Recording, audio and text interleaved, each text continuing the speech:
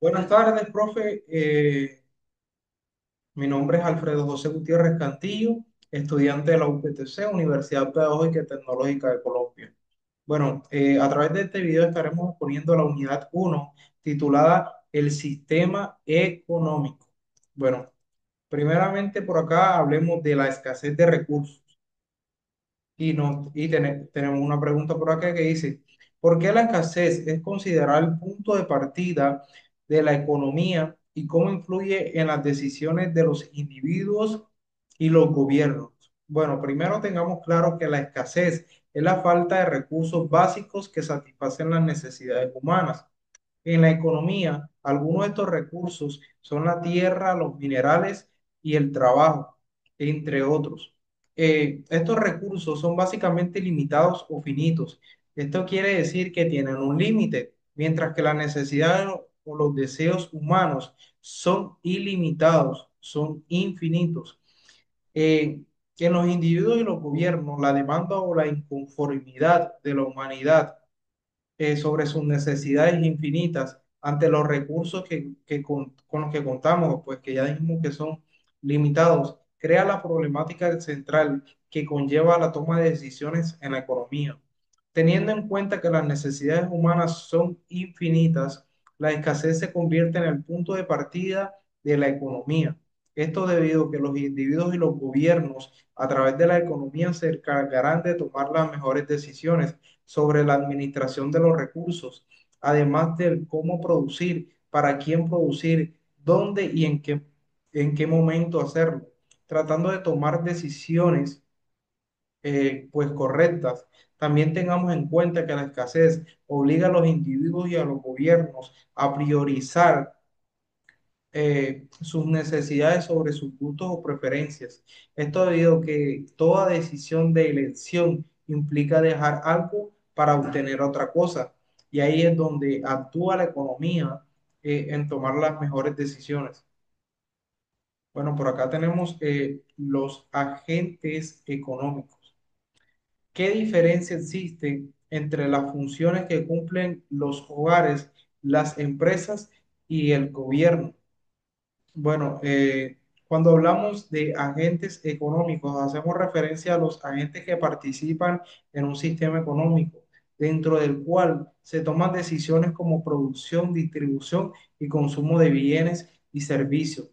Dentro de esto encontramos principalmente a las familias, las empresas seguidamente y por último los gobiernos. Estos como economía cerrada, o sea, que quiere decir que pertenecen a un país. Estos cumplen funciones distintas en la economía.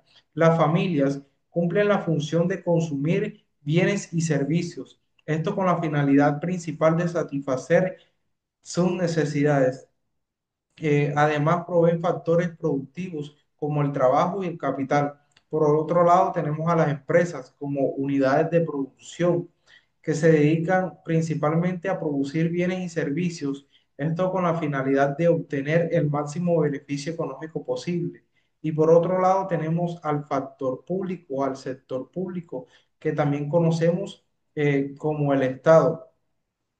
Esto cumplen unas funciones distintas que pues los demás factores, los demás agentes no pueden cumplir, como ejercer o regular la economía del país o suministrar los bienes públicos, como las carreteras, los hospitales, los colegios, entre otros, contando principalmente con el dinero que ingresa al país a través de los impuestos y utilizándolo para trabajar en pro del bienestar de los ciudadanos.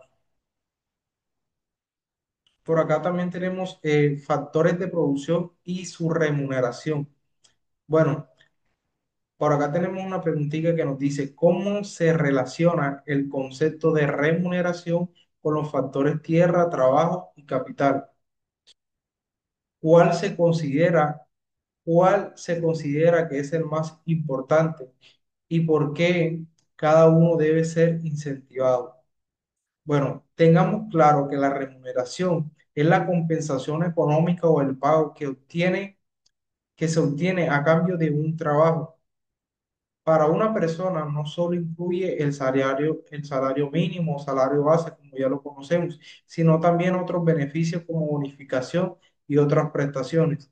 Cuando hablamos de remuneración en el factor tierra, abarcamos no solamente la tierra, sino los recursos de ellas, sus recursos naturales.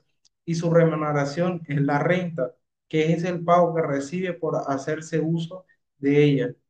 Por ejemplo, el alquiler de un terreno para la cría de animales o de cultivos, o la sustracción de petróleo en algunos casos, y pues otras actividades similares.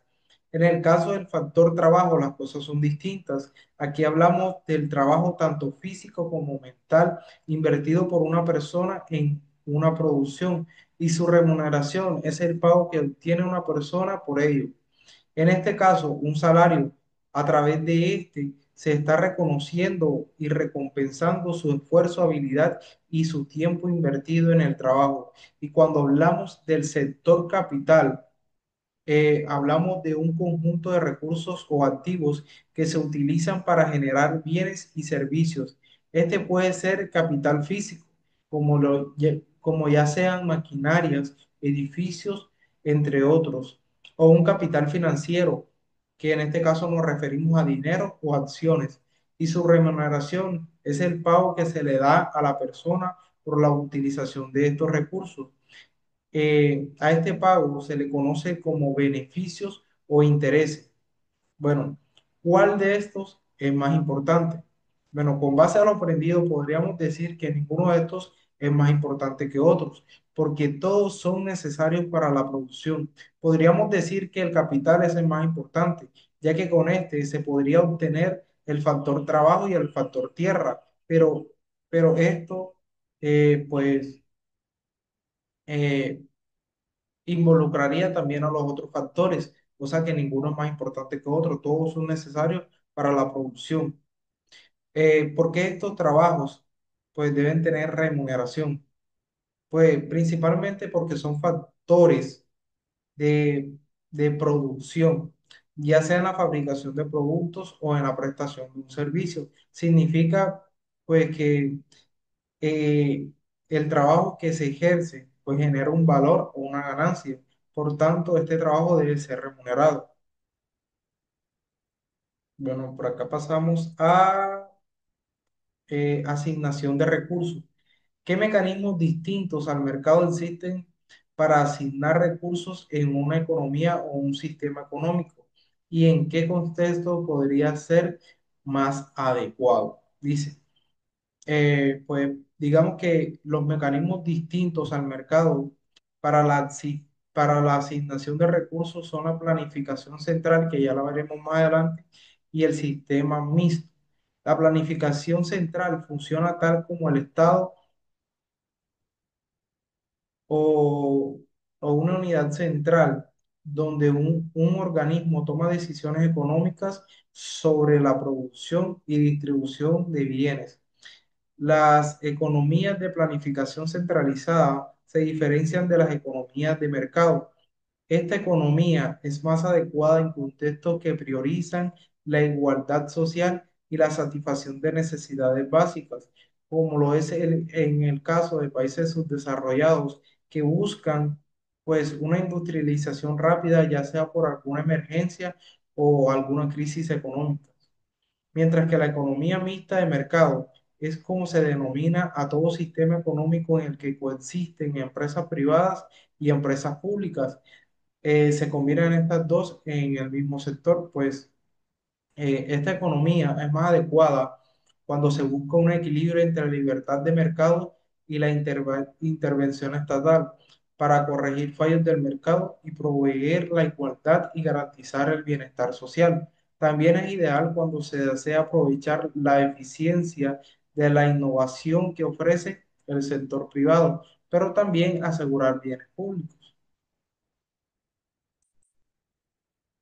Bueno, papel del mercado y precios. ¿Cómo se forman los precios en el mercado y por qué se considera que estos contribuyen a la asignación eficiente de recursos? Bueno, primero hablamos de que los precios en los mercados se forman a través de un proceso de interacción cuyo objetivo principal está orientado hacia el producto. El precio del producto está determinado por la oferta y pues la demanda. La formación de estos precios involucran varios factores y perspectivas, manteniendo siempre un equilibrio. Cuando la demanda es alta y la oferta es baja, los precios suben. Y cuando la oferta es alta y la demanda es muy baja, pues los precios tienden a bajar. Por esto es importante tener en cuenta lo que es la oferta y la demanda. Los costos de producción también se deben de tener en cuenta, lo que son las competencias del mercado. Bueno, cuando hablamos de competencias del mercado, muchas veces afecta la información de precios, aunque es una estrategia donde las empresas toman en cuenta los controles de precios sin perder, o sea, tomen en cuenta los precios sin perder el control, o sea, no llevar un precio excesivo a la competencia, ni llevar un precio muy bajo a la competencia. Los factores externos, donde también tenemos que ver con los impuestos, todo eso se debe tener en cuenta para determinar un precio. Y elasticidad pues, de la demanda. Cuando hablamos de esto, se refiere a qué tan sensibles pues, son los consumidores a los cambios de precio. Esto sirve para tomar decisiones donde las empresas fijan precios midiendo cuánto varía la cantidad de demanda del bien o del servicio en función. Bueno, la formación de precios en el mercado también contribuye a la asignación eficiente de recursos, dado a que los precios actúan como señal de escasez y valor. Es decir, el bien o el servicio que se produce al menor costo posible, lo que garantiza que los recursos se utilicen donde más se valoren. Bueno, hablemos por acá de la economía de mercado versus la centralmente planificada, que fue la que hablamos anteriormente. Dice,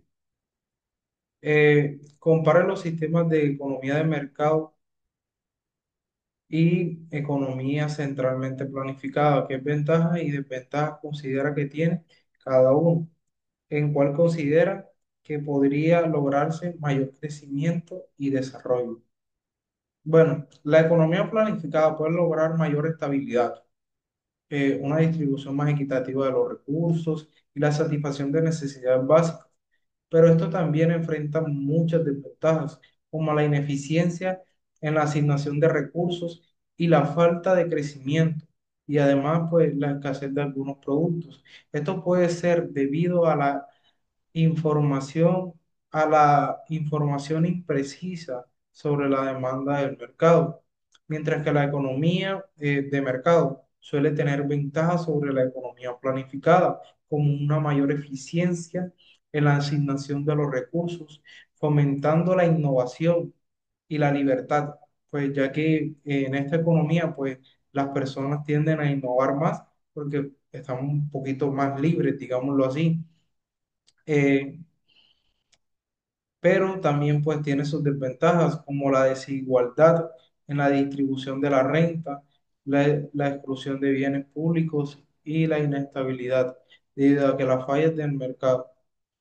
Pero pues en la economía de mercado puede lograrse mayor crecimiento y desarrollo debido a que la competencia impulsa la eficiencia y pues a la inversión de ella, pero esto también deja pues desprotegido a algunos sectores que son más vulnerables. Bueno, muchísimas gracias, profe. Esto sería todo.